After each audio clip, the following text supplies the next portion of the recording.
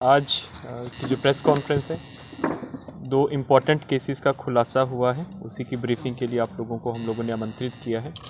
आप सभी अवगत हैं कि विगत वर्ष पंचायत चुनाव हुआ था, 12 चरणों में हुआ था।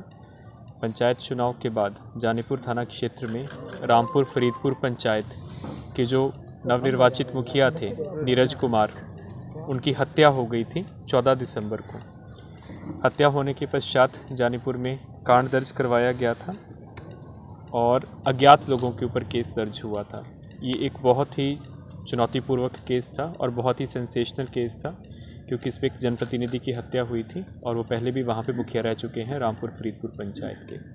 तो जैसे ही कांड प्रतिवेदित हुआ, उसके बाद इसके अनुसंधान के लिए इसको चुनौती के रूप में स्वीकार करते हुए विशेष अनुसंधान दल का गठन किया गया।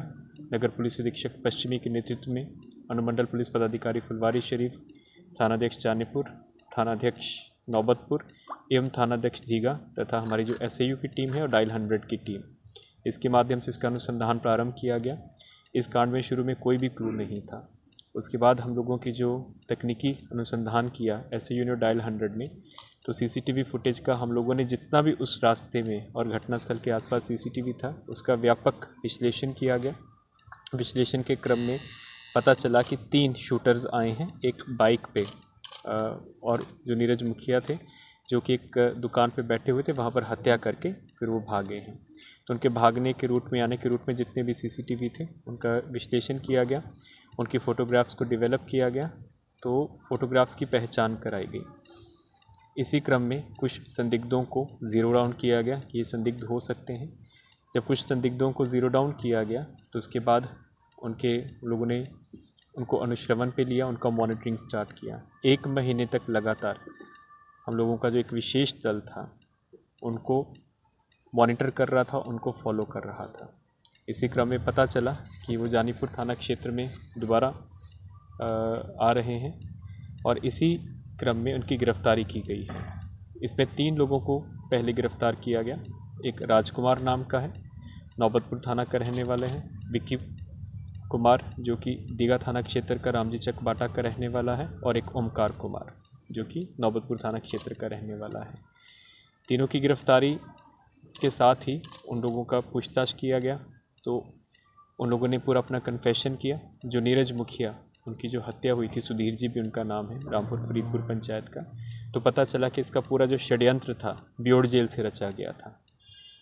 अभी जो ब्योड़ जेल में जिन्होंने षड्यंत्र रचा उनका नाम हम नहीं खोल रहे हैं, क्योंकि अभी कांड अनुसंधान में है, ताकि वो लोग सतर्क ना हो। लेकिन उसके पीछे जितना भी पैसा लगा था और जो उसका कारण था वो थी चुनावी रंजिश। वहाँ पे पूर्व मुखिया रहे हुए हैं मिथिलेश कुमार उर्फ अमिताभ कुमार, जो कि वर्ष 2011 में रामपुर फरीदपुर पंचायत के मुखिया थे। उन्होंने ही सारा षड्यंत्र करवाया था और उन्होंने अपने सहयोगियों से मिलते इन तीनों शूटर्स को सेट किया था। टोटल इस कांड में 7 लोगों की गिरफ्तारी हुई है, जिसमें 3 शूटर्स हैं। मिथिलेश मुखिया, पूर्व मुखिया जो हैं 4, जिसका बाइक में प्रयोग की, जिसका बाइक यूज़ हुआ, और बाकी 2 लोग जो लाइनिंग का काम किए हैं।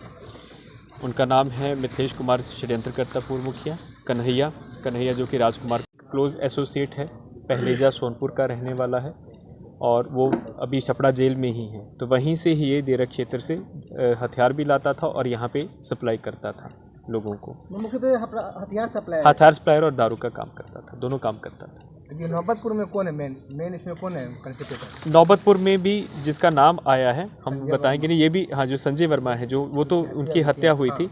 इसके पीछे भी जो उन्होंने बताया है उसका हम नाम नहीं खोलेंगे। वो भी एक जनप्रतिनिधि ही है जो कि पंचायत का रहा, या उसी बात का है, उसी पंचायत का है जिसने सारा षड्यंत्र रचा है, लेकिन अभी हम लोग उसका नाम नहीं खोल रहे हैं। उनकी हत्या की सुपारी कितने के लिए है? उनकी हत्या में भी 8 लाख की सुपारी का मामला, 8 लाख की सुपारी, और इनकी हत्या में 5 लाख की सुपारी दी गई थी। है वो अभी भी, हाँ, उनके दोनों शूटर्स अलग है, क्योंकि दोनों बैक टू बैक काम होना था। तो जब उसका पहले हत्या 2 दिन पहले हुई है, तो वो फिर अपना तुरंत भाग गए वहाँ से, क्योंकि तुरंत रिपीट नहीं करते थे। उनको था कि हो सकता है कि पुलिस को हमारी भनक लग जाए, तो इसलिए फिर उन्होंने दूसरी कांड के लिए, नीरज के लिए, ये 3 शूटर्स को इन्होंने किया। लेकिन ये जो 2 शूटर्स, इसमें आपको बता देता हूँ, ये जो 2 शूटर्स हैं इसमें से राजकुमार और ओमकार, इन्होंने 6 महीना पूर्व भी संजय वर्मा के ऊपर अटैम्प्ट लिया था, लेकिन ये उस वक्त इनका प्रयास सफल नहीं हुआ था। तो इस बार इन लोगों ने क्योंकि सारा रेकी करके रखा हुआ था, इनके कब आता है कब जाता है पहचान इन्होंने करवाई थी और लाइनिंग का काम इन लोगों ने ही किया था। लेकिन जो शूटर्स थे वो अलग आए थे और वो घटना करके अपना फिर राज्य के बाहर चले गए, क्योंकि उनको आने में समय लगना था। और ये जो है ये तब तक नीरज मुखिया का अच्छा इनको सेटिंग मिल गया था, तो तुरंत इन्होंने खुद सेटिंग करके वो काम कर दिए। सर बेबूर जेल में हत्याकांड ये आप जानते होंगे कि एक गुड़िया कुमारी नाम की महिला की वीडियो प्राप्त हुई थी। उस वक्त फिर एक समाज कल्याण विभाग के द्वारा जांच किया गया था, जिसमें प्रथम दृष्टया उस वक्त मामले को संदिग्ध पाया गया था। उसके बाद माननीय उच्च न्यायालय पटना के द्वारा सो मोटो कॉग्निजेंस लिया गया था न्यूज़पेपर रिपोर्ट्स के आधार पर। उसके बाद फिर उनका जांच किया गया, तो वहाँ से निर्देश प्राप्त हुआ कि आप इसमें एफआईआर कीजिए, संदिग्ध है सही है तो इन्वेस्टिगेशन के क्रम में वो सही पाया जाएगा तो आगे की कार्रवाई होगी, संदिग्ध पाया जाएगा तो उसी हिसाब से केस को क्लोज़ किया जाएगा। उसी प्रकरण में महिला थाना में 2 कांड दर्ज हुए हैं। एक सुनीता कुमारी जो कि काल्पनिक नाम इसके आधार पर 13/22 और एक 17/22 कांड संख्या गुड़िया कुमारी के बयान पर दर्ज हुआ है। उन दोनों कांडों के अनुसंधान के लिए माननीय उच्च न्यायालय ने निर्देश दिया है कि पुलिस उपाधीक्षक स्तर के अनुसंधानकर्ता के नेतृत्व में एक विशेष अनुसंधान दल का गठन किया जाएगा। ये आदेश कल ही प्राप्त हुआ है उच्च न्यायालय से और आज एसआईटी का गठन किया गया है एएसपी सचिवालय श्रीमती काम्या मिश्रा के नेतृत्व में, जिसमें महिला थाना, आलमगंज थाना और टीओपी प्रभारी जो पीएमसीएच के उनको इसमें रखा गया है और इसका अनुसंधान शुरू हो चुका है। आज उसकी विस्तृत समीक्षा भी की गई है और इसका जो अनुसंधान है वो हम लोग सीआईडी की भी हेल्प लेंगे और इसका अनुश्रवण हाईकोर्ट के द्वारा किया जा रहा है। सर पटना के कई ऐसे ये आप जानते होंगे कि एक गुड़िया कुमारी नाम की महिला की वीडियो प्राप्त हुई थी। उस वक्त फिर एक समाज कल्याण विभाग के द्वारा जांच किया गया था, जिसमें प्रथम दृष्टया उस वक्त मामले को संदिग्ध पाया गया था।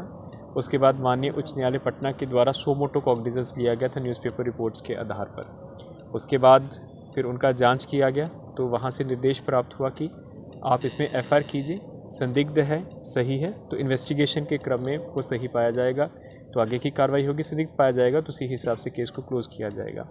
उसी प्रकरण में महिला थाना में 2 कांड दर्ज हुए हैं। एक सुनीता कुमारी जो कि काल्पनिक नाम इसके आधार पर 13/22 और एक 17/22 कांड संख्या गुड़िया कुमारी के बयान पर दर्ज हुआ है। उन दोनों कांडों के अनुसंधान के लिए माननीय उच्च न्यायालय ने निर्देश दिया है कि पुलिस उपाधीक्षक स्तर के अनुसंधानकर्ता के नेतृत्व में एक विशेष अनुसंधान दल का गठन किया जाएगा। ये आदेश कल ही प्राप्त हुआ है उच्च न्यायालय से और आज एसआईटी का गठन किया गया है एएसपी सचिवालय श्रीमती काम्या मिश्रा के नेतृत्व में, जिसमें महिला थाना, आलमगंज थाना और टीओपी प्रभारी जो पीएमसीएच के उनको इसमें रखा गया है और इसका अनुसंधान शुरू हो चुका है। आज उसकी विस्तृत समीक्षा भी की गई है और इसका जो अनुसंधान है वो हम लोग सीआईडी की भी हेल्प लेंगे और इसका अनुश्रवण हाईकोर्ट के द्वारा किया जा रहा है।